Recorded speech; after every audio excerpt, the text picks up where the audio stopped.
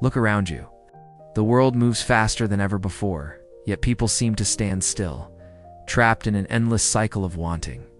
The glow of screens illuminates faces in the dark, fingers scrolling through an infinite feed of images that promise satisfaction but deliver only restlessness. Somewhere between the comfort of a warm bed and the seduction of one more episode. One more click, one more taste of something sweet. The modern soul has become a prisoner, not behind bars of iron, but behind walls of pleasure. We chase dopamine like addicts chase their next fix, moving from one fleeting high to another. Convinced that happiness lies just beyond the next purchase, the next like, the next indulgence.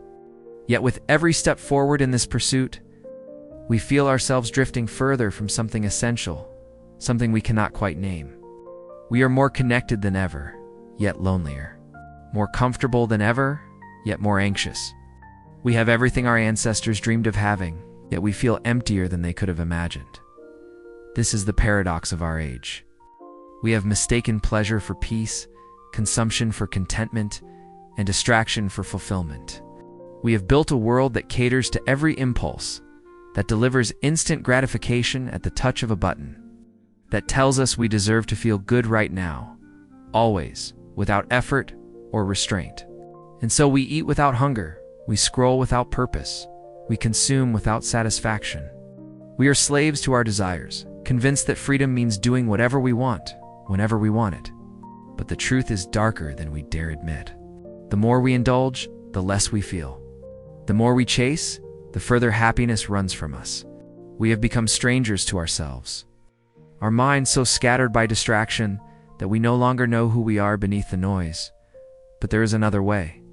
An ancient path that winds through the chaos of human desire, a philosophy forged not in comfort, but in the arena of life itself. It is called Stoicism, and it offers something the modern world has forgotten. The radical idea that true freedom comes not from satisfying every desire, but from mastering them. That strength is found not in indulgence but in discipline. That the path to happiness does not run through pleasure, but through wisdom. This is not a philosophy of deprivation or joylessness.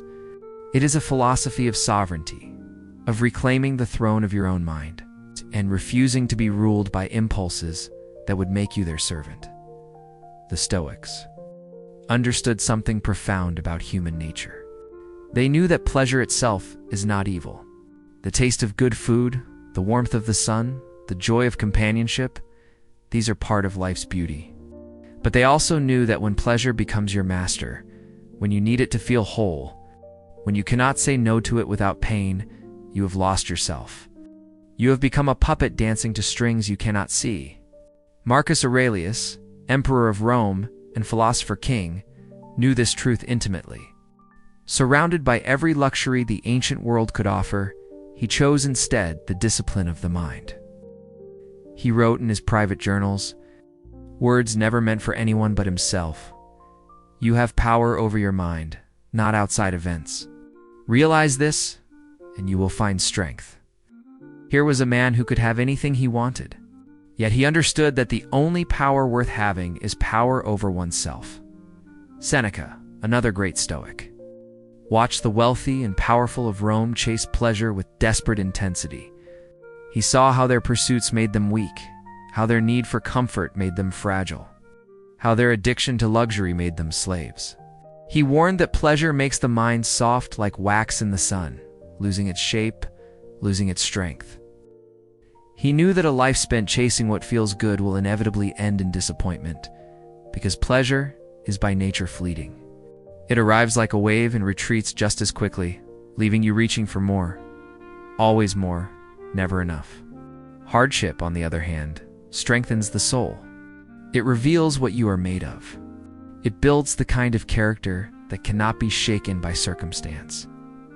And then there was Epictetus, who began his life as a slave and ended it as one of the wisest teachers in Rome. He understood bondage in ways the free could not. He knew that the chains on his body were nothing compared to the chains most people wore on their minds, chains forged from fear, from desire, from the belief that happiness depends on things outside their control. He taught that freedom is an inside job, that no one can make you a slave unless you allow your mind to be enslaved, that the person who masters their desires is freer than any king who is mastered by them. This is the Stoic rebellion, not against pleasure itself, but against the tyranny of needing it, not against enjoyment, but against dependence. The Stoics chose discipline as their path to freedom, wisdom as their compass, and virtue as their destination. They understood that most people confuse pleasure with peace, thinking that if they can just feel good enough, long enough, they will finally be happy. But peace is not found in feeling good. Peace is found in being good, in living according to principles that transcend mood and circumstance. It is found in the clarity that comes when you stop running from yourself and start building yourself into something worthy of respect. Consider the modern pattern. You wake to an alarm you resent, reach for your phone before your feet touch the floor, and begin the day by consuming the carefully curated lives of others. You eat breakfast not because you are hungry, but because it is time, or worse, because you are bored. You work without full presence, your mind split between the task at hand and the notifications that pull at your attention. You scroll through social media, telling yourself it will only be a minute, then look up to find an hour has vanished. You eat dinner while watching a screen, tasting nothing. You tell yourself you will go to bed early, but instead you sink into the couch and let entertainment wash over you until your eyes burn with exhaustion. And through it all, there is a quiet voice you have learned to ignore. A voice that asks, "Is this it? Is this what you were meant for? Is this the life you wanted to build?" The Stoic hears that voice and answers it. The Stoic wakes early, not because it feels good, but because it is right. He sits in silence while the world still sleeps and prepares his mind for the day ahead. He does not check his phone first thing in the morning because he refuses to let the chaos of the world set his emotional state. He eats when hungry, drinks when thirsty, and takes what he needs without excess. He works with full attention, understanding that half-hearted effort produces half-lived days. He says no to temptations that would weaken his resolve, not because he fears pleasure, but because he values something more: his character, his integrity, his self-respect. He goes to bed knowing he lived the day on his terms, not as a reaction to impulses or external demands. This is not deprivation. This is sovereignty. The path from pleasure to wisdom is paved with three essential principles. First, there is temperance, the art of mastering your desires instead of being mastered by them. Temperance does not mean you never enjoy anything. It means you are not controlled by the need for enjoyment. You can sit with discomfort without reaching for distraction. You can feel an urge without obeying it. You can want something without needing it. Every time you feel the pull of an impulse and choose not to follow it, you strengthen something inside yourself. You prove to yourself that you are more than your cravings, that you possess the power to choose, that you are the commander of your own ship. The person without temperance is like a boat without a rudder, blown about by every wind of desire, crashing on the rocks of regret. Second, there is awareness, the practice of observing the impulse before it becomes action, before it becomes habit, before it becomes addiction. Most people move through life on autopilot, reacting to every stimulus like machines following code. They feel bored, so they scroll. They feel hungry, so they eat. They feel restless, so they consume. There is no space between stimulus and response, no moment of choice. The Stoic creates that space. He watches the desire arise in his mind like clouds forming in the sky. He names it, examines it, questions it. Where does this want come from? Will satisfying it bring lasting good, or only temporary relief? Am I choosing this, or is it choosing me? In that pause, that sacred moment of awareness, freedom lives. You are not what you crave. You are what you choose. Third, there is purpose, the understanding that life's goal is not comfort, but character. You are not put on this earth to feel good as often as possible. You were put here to become something, to build something, to stand for something. Comfort is not a worthy destination. It is a rest stop along the way. The Stoic measures success not by how much pleasure he has experienced, but by what kind of person he has become. Am I more patient today than yesterday? More honest? More courageous? More disciplined? These are the questions that matter. These are the metrics that measure a life well lived. Character is forged in the moments when you choose the right thing over the easy thing. When you do what you said you would do, even though you no longer feel like doing it. When you stand by your principles, even when no one is watching. Discipline today is freedom tomorrow. Sacrifice today is strength tomorrow. The hard path is the one that leads somewhere worth going.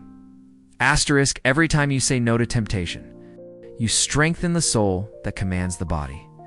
Every time you choose discomfort over ease, you prove to yourself that you are capable of more than you knew. Every time you do the thing you do not want to do, you expand the boundaries of your will. This is the secret the ancient Stoics discovered and the modern world has forgotten. We do not become strong by avoiding difficulty. We become strong by choosing it. We do not find peace by satisfying every desire. We find peace by learning we can live without satisfaction and still be whole. The person who needs nothing is richer than the person who has everything. Seneca warned that pleasure makes the mind soft like clay, losing its form, its resilience. He watched the wealthy decay into helplessness, unable to withstand even minor inconvenience without complaint. They could not sleep without perfect pillows, could not eat without exotic flavors, could not endure an hour without entertainment. Their lives were golden cages of their own making. Seneca chose differently. He practiced voluntary discomfort. He would sleep on hard surfaces, eat plain food, wear simple clothes. Not because he lacked money, but because he refused to need luxury. He trained himself to be content with little so that loss could not break him. He understood that the soft life makes soft people, and soft people break easily. Hardship is not punishment. Hardship is the gym where the soul goes to get stronger. The Stoic chooses the harder path because he knows it leads somewhere worth going. He wakes before dawn while others sleep in. He works in silence while others seek distraction. He saves while others spend. He builds while others consume. He detaches from vanity and validation, finding his worth not in the opinions of others, but in the knowledge that he is living according to his principles. He says no to what weakens the will, extra drink, the late night scrolling, the gossip, the complaint, the excuse. Not because he is joyless, but because he has tasted something deeper than joy, the satisfaction of self-mastery, the pleasure of knowing you did not betray yourself, the peace that comes from alignment between belief and behavior. Wisdom is not found in comfort. Wisdom is found in clarity. When you stop chasing what feels good and start choosing what is right, something shifts inside you. You become unshakable. External circumstances lose their power over your internal state. You stop being a leaf blown about by every gust of emotion. You become rooted, grounded, solid. Pleasure fades like morning mist, but virtue endures like mountain stone. A Stoic would rather have peace of mind than a life of indulgence. He does not reject pleasure when it comes, but he refuses to be owned by it. He can enjoy the feast without needing the feast. He can appreciate beauty without being enslaved by it. He holds life loosely, with open hands, enjoying what comes and releasing what goes without grasping or grief. This is the profound freedom the Stoics discovered. When you love life without being enslaved by it, when you enjoy without depending, when you desire without needing, you become truly free. You can walk through a world full of temptation without being tempted. You can sit at the banquet without being gluttonous. You can possess wealth without being possessed by it. The world cannot hook you because you have learned to live without needing what it offers.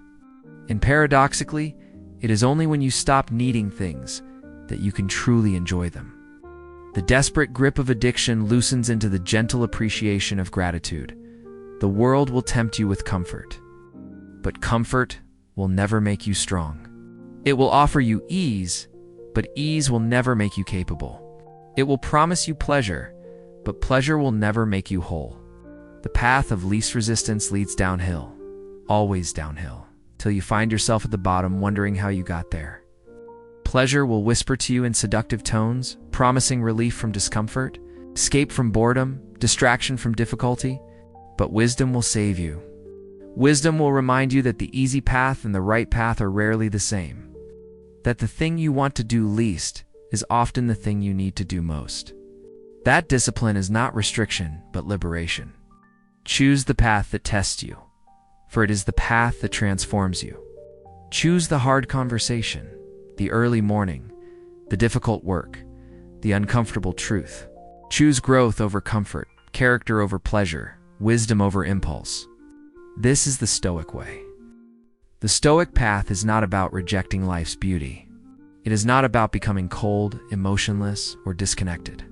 It is about learning to love life without being enslaved by it. To enjoy the taste of good wine without needing to drink the whole bottle. To appreciate the warmth of the sun without worshiping it. To delight in companionship without desperately clinging to it. To experience pleasure as a guest who visits, not a master who rules. The Stoic knows that attachment is the root of suffering. That grasping turns joy into anxiety, that needing turns love into fear. So he practices holding loosely. He enjoys fully in the moment, then releases completely when the moment passes. He does not cling to what fades because he knows his peace cannot depend on what is temporary. This is true freedom. Not the freedom to do whatever you want, but the freedom from being controlled by what you want. Not the freedom from discipline, but the freedom that discipline brings.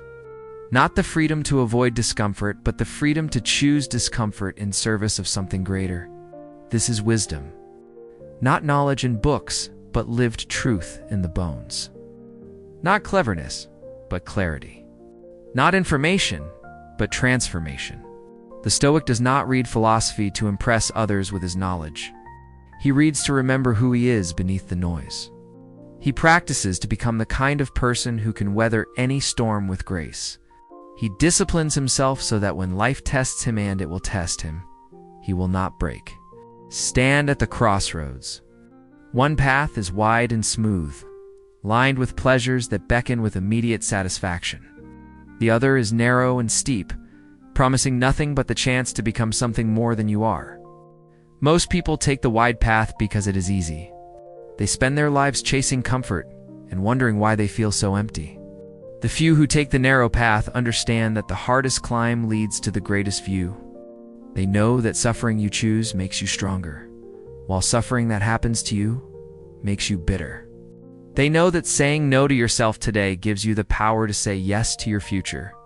They know that wisdom is earned through discipline, and discipline is practiced through choice. And choice is made possible through awareness. You are not what you crave. You are what you choose. Every moment is an opportunity to choose again. To choose wisdom over impulse. To choose purpose over pleasure. To choose who you want to become over who you have been. The Stoics left you a path through the chaos. A way to live with strength in a soft world. A method to find peace in a restless age. A philosophy to guide you toward becoming the kind of person you would respect. The kind of person you would trust. The kind of person who does not need the world to change in order to be at peace. Walk the Stoic path. Not because it is easy, but because it is worthy. Not because it promises comfort, but because it delivers character. Not because everyone is doing it, but because so few are. Choose wisdom. Choose discipline. Choose the life you build over the life that happens to you. That is the path.